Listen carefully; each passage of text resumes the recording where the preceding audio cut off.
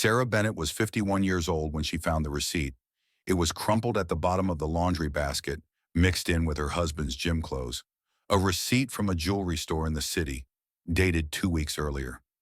$4,000 for a diamond bracelet. Sarah sat on the edge of her bed, smoothing out the wrinkled paper. Her hands weren't shaking yet. That would come later. Right now, she was just confused because her husband Richard hadn't given her any jewelry recently. Her birthday had been 3 months ago. He'd given her a KitchenAid mixer she'd mentioned wanting. Their anniversary was coming up in November, still 2 months away. So who got a $4,000 bracelet? Richard Bennett was a real estate attorney, successful and well-respected in their suburban New Jersey community. He worked long hours, brought home a comfortable income, and had provided a good life for Sarah and their 3 children. Their oldest, Jake, was 28 and working in finance in Manhattan. Their daughter, Claire, was 25, a teacher in Philadelphia. Their youngest, Michael, was 22 and just starting law school in Boston. The Bennett house was a 4-bedroom colonial with a 2-car garage and a yard that Sarah maintained herself because she liked gardening. They had the country club membership, the annual ski trip to Vermont, the respectability that came with being together for almost 25 years. 25 years. A quarter century of marriage. Sarah had been planning their anniversary celebration for months, a big dinner party at Ravello's, the nicest Italian restaurant in town. 80 guests, a renewal of their vows.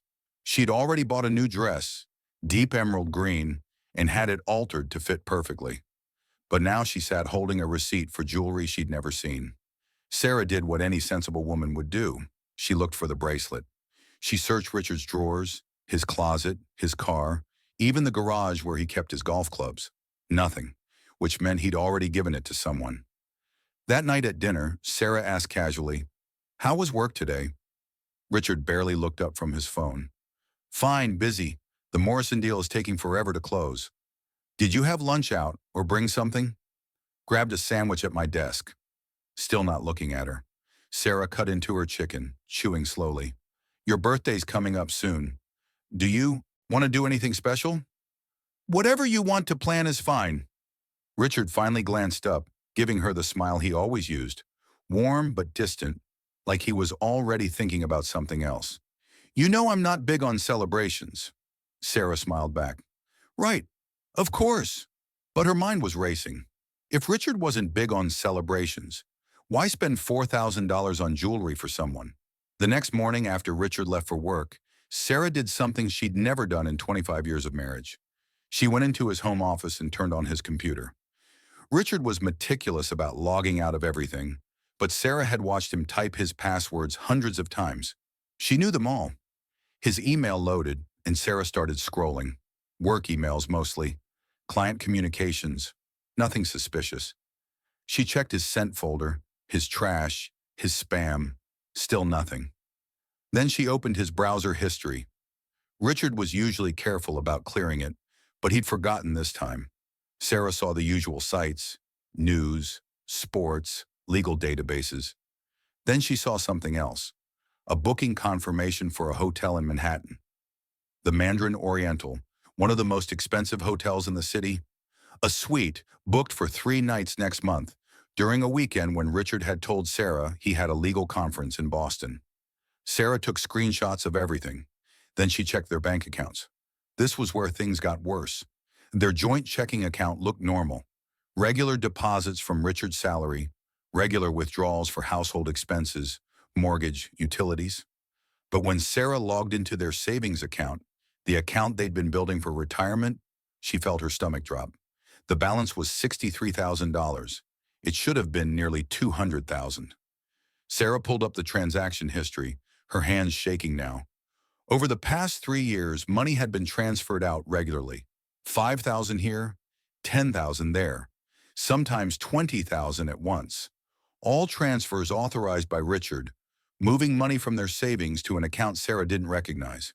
She printed everything, page after page of transactions, going back 3 years. Then she called her brother Tom, who was a financial advisor. "Tom, I need you to come over," Sarah said, her voice tight. "Right now. Don't tell Mom and Dad. Just come." Tom arrived within an hour. Sarah showed him everything: the jewelry receipt, the hotel booking, the bank statements. Tom's face grew darker as he reviewed each document. Sarah, this is financial abuse, Tom said quietly. He's been draining your retirement savings. Over $130,000 gone. Do you have any idea where it's going? No, Sarah said, but I'm going to find out. She started with their credit card statements. Richard had his own card linked to their account, and Sarah had access to all the statements online. She went back 3 years, printing and highlighting anything that seemed suspicious. Restaurants she'd never been to, hotels in the city, charges at expensive boutiques, spa days at high-end resorts, all on days when Richard said he was working late or meeting clients. Then Sarah found something that made her heart stop. A charge at a veterinary clinic in Princeton for $800. They didn't have pets. They'd never had pets. Both Sarah and Richard were allergic to dogs and cats. She looked up the veterinary clinic and called them, pretending to be confused about a charge on her credit card. The receptionist was helpful. Oh yes, Mrs. Harding brought her golden retriever in for emergency surgery that day. Mr. Bennett covered the cost. Such a sweet couple. You're lucky to have such a caring husband. Sarah hung up without responding. Mrs. Harding. The name felt familiar, but Sarah couldn't immediately place it. Then she remembered. Amanda Harding, Sarah's best friend for the past 12 years. Amanda was 47, divorced, a real estate agent who'd become close with Sarah after they met at a charity fundraiser years ago. They had lunch together twice a month. They texted constantly. Amanda was the first person Sarah called when something good happened or when she needed advice. Amanda had been there when Sarah's mother died, when Claire went through a difficult breakup, when Michael decided to go to law school. Amanda was coming to the anniversary dinner. Sarah had already sent her invitation. Sarah felt nauseous. She walked to the bathroom and splashed cold water on her face, gripping the edge of the sink. It couldn't be Amanda, not Amanda, but Sarah couldn't ignore the evidence. She went back to the credit card statements with new eyes, now looking specifically for charges that might connect to Amanda. A restaurant in Princeton where Amanda lived, a bed and breakfast in the Poconos. The same weekend Amanda had told Sarah she was going on a solo retreat. Tickets to a Broadway show, the same show Amanda had posted about on Facebook, saying a friend had surprised her. That friend was Richard. Sarah's phone rang. It was Amanda. Hey Sarah, just wanted to confirm I'm still good to help with the anniversary party planning. Do you need me to do anything before the big night? Sarah's voice came out normal somehow, steady and warm. No, everything's under control, but thank you for offering. You're such a good friend. Anything for you, Amanda said, laughing. I can't believe you and Richard are hitting 25 years. You guys are relationship goals. Sarah ended the call and immediately threw up in the bathroom. For the next 3 days, Sarah moved through her life like she was watching herself from outside her body. She cooked dinner for Richard. She answered Amanda's texts with smiley faces and updates about the party planning. She watered her garden and went to yoga class and smiled at the neighbors. But inside, she was building a plan. Sarah hired a private investigator named Marcus Foster. She found him through an online search for investigators specializing in infidelity cases. Marcus was a former detective, professional and discreet. She met him at a coffee shop 30 minutes away from her town, where no one would recognize her. I need to know everything, Sarah told Marcus, sliding the folder of evidence across the table. Where they meet, how often, what they're planning. I need photos, video, documentation, everything. Marcus reviewed the documents, his expression neutral. How long do I have? 2 months, Sarah said. My anniversary dinner is November 12th. I want everything by November 1st. That's doable, Marcus said. I'll need a retainer. Sarah handed him a check for $5,000, money she'd withdrawn from her personal account, a small inheritance from her grandmother that Richard didn't control. One more thing, Sarah said. I need you to find out about the account he's been transferring money to. Who owns it? Where it is? What it's being used for? Marcus nodded. I have contacts who can help with that. Over the next 6 weeks, Sarah continued planning the anniversary party while Marcus worked. She sent out invitations to 80 guests, family, friends, Richard's colleagues, people from their church. She booked Ravello's entire private dining room. She ordered flowers, arranged for a photographer, hired a string quartet. Richard seemed pleased that Sarah was putting so much effort into the celebration. "You're really going all out," he said one evening, watching her address invitation envelopes. 25 years deserves something special," Sarah said, smiling at him. "We should celebrate everything we've built together." Richard kissed the top of her head. "You're amazing, you know that?" Sarah kept smiling until he left the room. Then she went back to addressing envelopes, including one for Amanda Harding. Marcus called 3 weeks into the investigation. "We need to meet." They met at the same coffee shop. Marcus had a thick folder with him this time, and his expression was grim. "Your husband and Amanda Harding have been involved for approximately 4 years," Marcus said. "They're careful, but not careful enough. I have video of them together at hotels, restaurants, her townhouse. They typically meet twice a week, sometimes more." He slid photos across the table. Richard and Amanda holding hands outside a restaurant. Richard and Amanda kissing in the parking lot of her building. Richard and Amanda walking a golden retriever together in a park. "The dog's name is Bailey," Marcus continued. "They bought her together 2 years ago.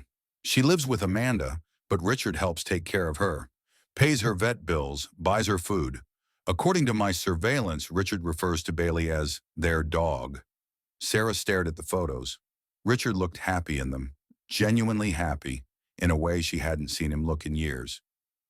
"The bank account," Marcus continued, "is held jointly by your husband and Amanda Harding. They opened it 3 years ago. Based on the transfer records, they've been pooling money.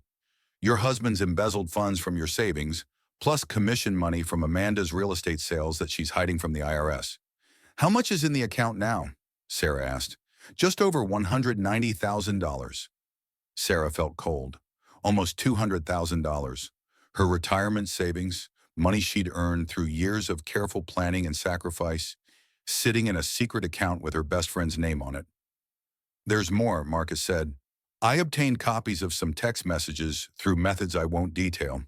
Your husband and Amanda are planning to leave. They're going to wait until after the holidays, supposedly to avoid disrupting your children's Christmas. Then in January, Richard plans to tell you he wants a divorce, and he and Amanda are moving to Charleston, South Carolina. They've already been looking at houses there. They plan to start a life together with the money they've saved."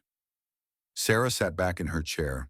The coffee shop noises, the espresso machine, the chatter of other customers seemed very far away. "They're going to take everything you've built," Marcus said quietly. "Your savings, your financial security. Richard's planning to claim the money in that joint account is from an inheritance, something separate from marital assets. With a good lawyer, he might even get away with it." "Not if I stop him first," Sarah said. She contacted an attorney the next day. Her name was Elizabeth Warren, no relation to the senator, she always said, and she was known as the toughest divorce lawyer in the state. Elizabeth listened to Sarah's story, reviewed Marcus's evidence, and nodded decisively. "We can file for divorce now with cause citing adultery and financial misconduct," Elizabeth said. "With this evidence, you'll get the house, most of the assets, and he'll be ordered to return the stolen money. We can also potentially press charges for fraud." "I don't want to file yet," Sarah said. "I want to wait until after November 12th. Elizabeth raised an eyebrow. "Your anniversary?" "I'm having a party," Sarah explained. "I want everyone we know there. Family, friends, his colleagues. I want them all to see who Richard really is. Then the next day, I want you to file everything and have him served at his office." Elizabeth was quiet for a moment. "That's dramatic." "He stole my future," Sarah said. "He betrayed me with my best friend. He's been living a double life for 4 years while I trusted him completely. Yes, I want it to be dramatic." Elizabeth smiled slightly. "All right, let's make sure we do this right." Sarah spent the next 3 weeks preparing. She met with Elizabeth multiple times, going over every detail of the case. She met with a financial advisor Tom recommended, someone who could help her understand exactly what she was entitled to in the divorce and how to protect her assets. She also made an appointment with a therapist, Dr. Lisa Chen, because Sarah knew she needed help processing everything she was feeling: the betrayal, the anger, the grief for the marriage she thought she'd had. "What you're planning is confrontational," Dr. Chen said during their second session. Have you thought about whether public humiliation is really what you want? Sometimes these things can backfire emotionally. I've thought about nothing else, Sarah said. For 4 years, Richard and Amanda made me look like a fool. Everyone in our social circle probably knows or suspects. I've been the naive wife while they've been laughing behind my back. I want control of the narrative. I want everyone to know the truth from me, not through gossip. Dr. Chen nodded. As long as you're prepared for the consequences, this will change all your relationships, not just with Richard and Amanda. Good, Sarah said. I don't want relationships built on lies anymore. The week before the party, Sarah made sure every detail was perfect. She confirmed with Ravello's that the private dining room would be set up exactly as she wanted. Round tables for 8, a small stage area where she and Richard would renew their vows, excellent acoustics for speeches. She also arranged for something special, a professional videographer. She told Richard and everyone else it was to capture the special night. What she didn't mention was that she'd asked the videographer to live stream the entire event to a private YouTube link that could be shared later. She met with Marcus Foster one final time. He handed her a USB drive containing every piece of evidence he'd gathered. Photos, videos, financial documents, everything organized and documented. Are you sure you want to do this? Marcus asked. Once you go public, there's no taking it back. I'm sure, Sarah said. 2 days before the party, Amanda called Sarah. I'm so excited for Saturday, Amanda said. I got you guys the most amazing gift. You're going to love it. Sarah wondered if the gift was purchased with stolen money from her own savings account. You didn't have to do that. Are you kidding? You're my best friend. I want to celebrate with you.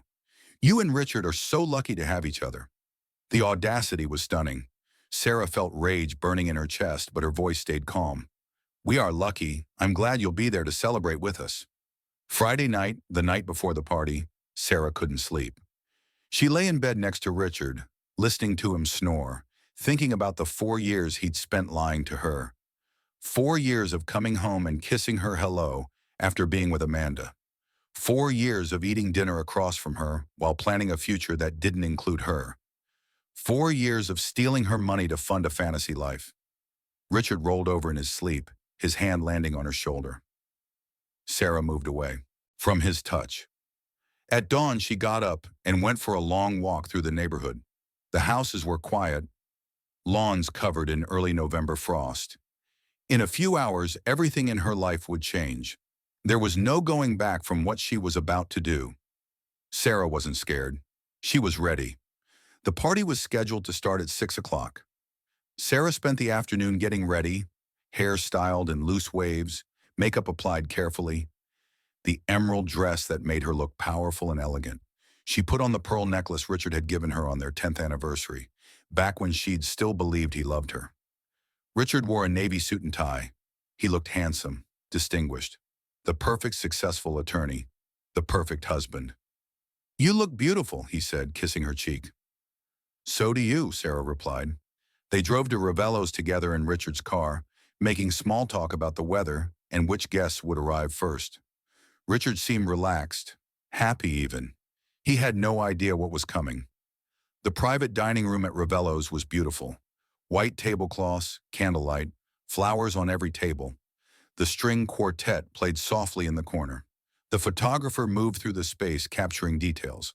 And in the back corner, barely noticeable, was the videographer with his camera set up on a tripod. Guests started arriving at 6. Sarah's brother Tom and his wife Carol. Richard's partners from his law firm. Friends from the country club. Neighbors. People from church. Jake, Claire, and Michael. The kids had arrived that morning from their respective cities, excited to celebrate their parents' milestone. Amanda arrived at 6:15, wearing a red dress that probably cost more than she could afford on a real estate agent's legitimate income. She hugged Sarah tightly. You look stunning, Amanda said. This party is gorgeous. You've outdone yourself. Thank you, Sarah said, hugging her back, breathing in Amanda's perfume. The same perfume Sarah had smelled on Richard's shirts multiple times whenever he claimed he'd been working late. By 6:30, all 80 guests had arrived. The dining room buzzed with conversation and laughter. Waiters circulated with appetizers and champagne. It looked exactly like what it was supposed to be, a celebration of 25 years of marriage. Dinner was served at 7. Sarah had chosen the menu carefully, Richard's favorite dishes, foods they'd enjoyed together over the years. The irony wasn't lost on her. Richard kept touching her hand during dinner, smiling at her, playing the devoted husband. At one point he whispered, "Thank you for planning all this. It means a lot." Sarah smiled back. "We're not done yet." At 8 o'clock, after dessert had been served, Sarah's brother Tom stood and clinked his glass for attention. The room quieted down, 80 pairs of eyes turning to the front, where Sarah and Richard sat at the head table. "I've been asked to say a few words," Tom said, his voice carrying through the room. "Sarah and Richard have been married for almost 25 years, and we're here to celebrate that incredible milestone. Sarah asked me to introduce this next part of the evening." "Sarah?" Sarah stood, smoothing her dress. Her heart was pounding, but her hands were steady. Richard was looking at her with an expression of curiosity mixed with affection. "Thank you all for being here," Sarah said, her voice clear and strong. 25 years is a long time. When Richard and I got married, we were so young. We had no idea what we were promising each other. For better or worse, in sickness and health, forsaking all others." She paused, letting that last phrase hang in the air. "Forsaking all others. That's the promise we made." Richard was still smiling, but something uncertain had crept into his eyes. "Marriage is built on trust," Sarah continued. "You trust your partner to be faithful, to be honest, to protect what you're building together. And I trusted Richard completely for 25 years. I trusted him with our children, our home, our finances, our future." The room was very quiet now. People were starting to sense that something was off. "4 months ago, I found a receipt in Richard's laundry," Sarah said. "A receipt for a $4,000 diamond bracelet. A bracelet I'd never received. That made me curious, so I started looking into our finances more carefully." Richard's face had gone pale. He was starting to stand, but Sarah's brother Tom, who'd moved to stand behind Richard's chair, put a hand on his shoulder. "Stay seated," Tom said quietly but firmly. "If you're as shocked as these dinner guests were, make sure you hit that subscribe button, because what happens next is even more unbelievable." Sarah pulled out her phone and connected it to the large screen that had been set up for the vow renewal slideshow. Instead of romantic photos, financial documents appeared on the screen. Bank statements showing the depleted savings account. "Over the past 4 years, Richard has stolen nearly $140,000 from our joint savings account," Sarah said, her voice steady despite the gasps echoing through the room. "Our retirement savings, money I earned through years of careful planning. He transferred it to a secret bank account he opened with his mistress." The room erupted in shocked murmurs. Richard was trying to speak, but no words were coming out. Sarah's children were staring at their father with expressions of horror. "The mistress is someone we all know," Sarah continued. "Someone I trusted. Someone who's been in this room tonight, eating dinner with us, pretending to celebrate our marriage." Sarah's eyes found Amanda in the crowd. Amanda had frozen, her wineglass halfway to her lips. "Amanda Harding," Sarah said. "My best friend for 12 years. She and Richard have been having an affair for 4 years. They've been planning to leave their respective lives and move to Charleston, South Carolina, with the money Richard stole from me." Amanda stood abruptly, her chair falling backward. "Sarah, please, I can explain." "What's there to explain?" Sarah asked. "I have 4 years of evidence. Hotel receipts, text messages, photos of you two together, videos of you walking your shared dog, the dog you bought together with my money." The screen behind Sarah changed to show photos from Marcus Foster's investigation. Richard and Amanda holding hands. Richard and Amanda kissing.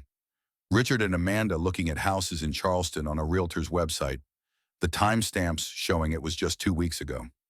Richard finally found his voice. "Sarah, don't do this here.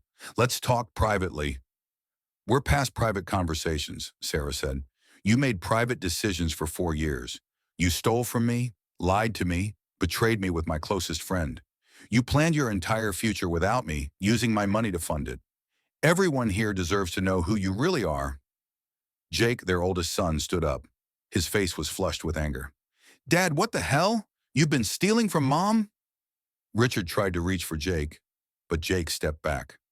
"Don't touch me," Claire was crying, her husband's arm around her shoulders. Michael sat frozen, staring at his father like he was looking at a stranger. Sarah felt a wave of sadness for her children. This wasn't how they should find out. But there was no good way, and at least this way they'd know the full truth immediately. "I've already filed for divorce," Sarah said. "Richard will be served on Monday morning. I've also provided all evidence to the district attorney's office, who will be deciding whether to press fraud charges for the theft of marital assets." She looked at Amanda, who was crying now, mascara running down her face. "Amanda, you're named in the civil suit. You'll be hearing from my attorney about the restitution you owe for your role in helping Richard steal and hide marital assets." Several guests were standing now, some moving towards Sarah to offer support, others staring at Richard and Amanda with disgust. The photographer was still taking pictures, capturing every moment. The videographer's camera was recording everything. Richard stood, his face red. "You had no right to ambush me like this." "I had every right," Sarah said, her voice like ice. "You stole from me. You betrayed me. You made me look like a fool for 4 years. Everyone in our social circle probably knew or suspected, and I was the last to know. Not anymore. Now everyone knows the truth, and they heard it from me."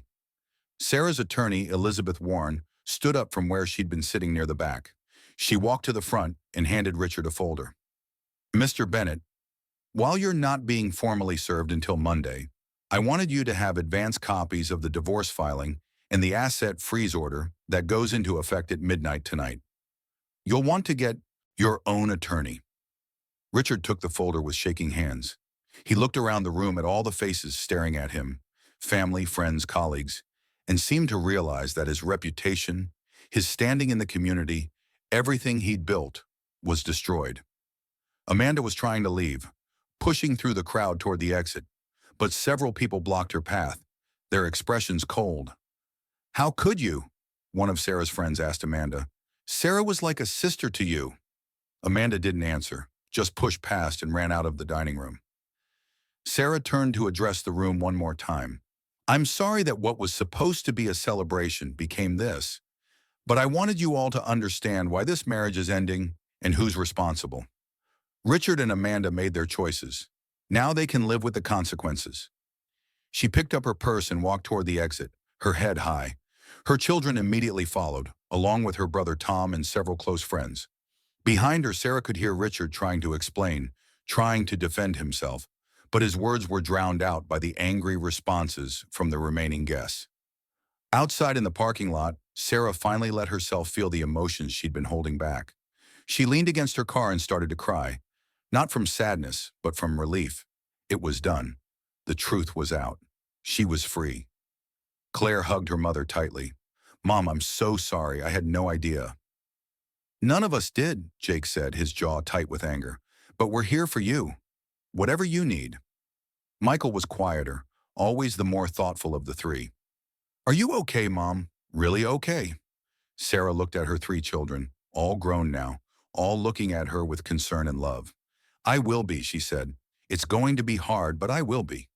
The following weeks were a whirlwind. The story spread through their community like wildfire. Not surprising, since 80 people had witnessed the revelation, and several guests had recorded parts of it on their phones. The video went viral locally, shared through Facebook and text chains, until nearly everyone in town had seen or heard about what happened at the Bennett anniversary party. Richard moved out of the house immediately, staying with his brother while trying to salvage what he could of his reputation and career.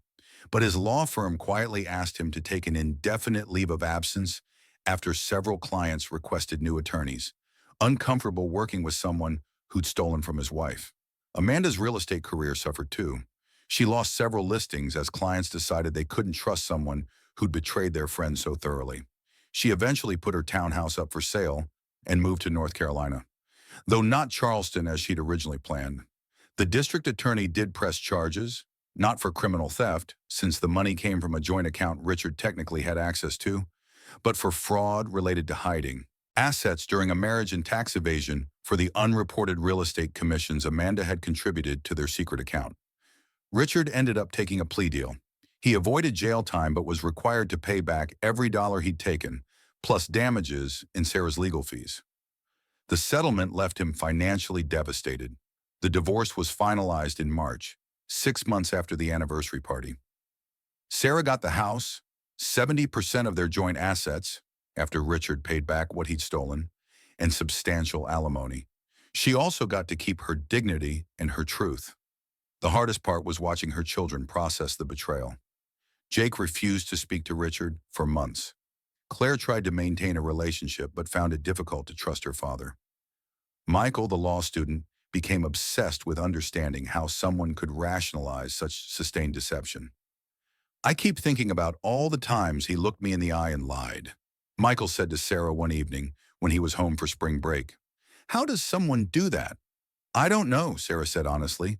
I've asked myself the same question 1,000 times. But Sarah didn't spend all her time dwelling on what Richard had done.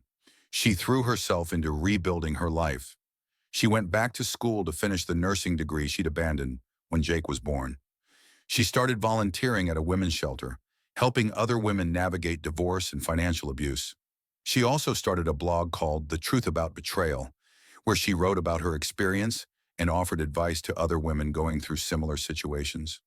The blog gained thousands of followers, women who'd been betrayed, who'd been lied to, who'd had their finances stolen, who felt alone in their pain.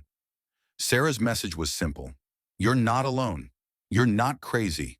You deserve the truth and the right to make informed decisions about your life. A year after the anniversary party, Sarah stood in her garden on a warm October afternoon, planting bulbs for the spring. The house was quiet.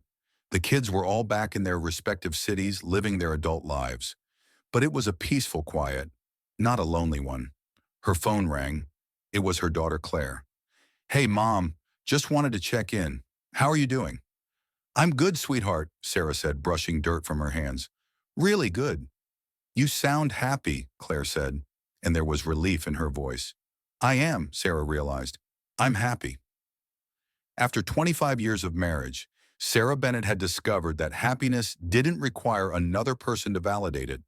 It came from living honestly, from knowing your own worth, from refusing to let someone else's betrayal define your future. She'd orchestrated one perfect moment of truth at that anniversary dinner, and everything that came after was simply Sarah living her authentic life, honestly, independently, and on her own terms. The anniversary party became legend in their town. People still talked about it years later. Remember when Sarah Bennett exposed her husband at their anniversary party? It became a cautionary tale about betrayal and a reminder that secrets always eventually come to light. But for Sarah, it wasn't about revenge or public humiliation. It was about taking control of her narrative, about making sure the truth came from her rather than through whispered gossip, about ensuring that everyone who'd been lied to, her children, her family, their friends, heard the full story at once. She'd spent 4 months planning that night, and it had gone exactly as she'd intended. Not because she enjoyed causing pain, but because she deserved to stand in her truth and let everyone else see it too. Richard reached out a few times in that first year, trying to apologize, trying to explain. Sarah never responded. There was nothing he could say that would change what he'd done or restore what he'd broken. She'd closed that chapter of her life at the anniversary dinner, and she had no interest in opening it again. Instead, Sarah focused on the future she was building, the nursing degree she was earning, the volunteering work that gave her purpose, the relationships with her children that had somehow grown stronger through the crisis, the friendships, real friendships, built on honesty, that had supported her through the darkest times. 2 years after the anniversary party, Sarah Bennett graduated with her nursing degree. Her 3 children were there for the ceremony, cheering when she walked across the stage to receive her diploma. She was 53 years old, starting a new career, building a new life. I'm so proud of you, Mom, Jake said afterward, hugging her tight. Sarah hugged him back, feeling the weight of all the hard work and healing that had brought her to this moment. Thank you, sweetheart. That night, Sarah sat on her back porch with a glass of wine, watching the sun set over her garden. She thought about the woman she'd been 2 years ago, trusting, naive, unaware that her entire life was built on lies. And she thought about the woman she was now, stronger, wiser, unafraid to stand in her truth. The anniversary dinner had been the beginning of her transformation. Everything after was just Sarah learning to live fully as herself, without apology and without fear. She'd made sure her story ended with honesty and justice, and that was all she'd ever wanted.